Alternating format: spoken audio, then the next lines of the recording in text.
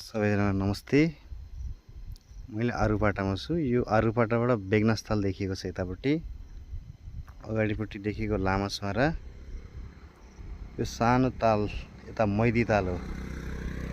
बेगनास्थल भन्दा यतापट्टि मैदी ताल।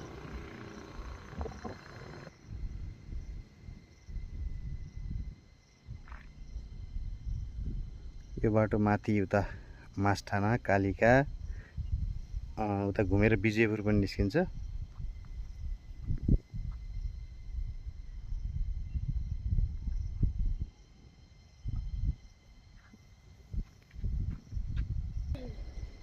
यताबाट दिपाङ ताल देखिन्छ। अर्चले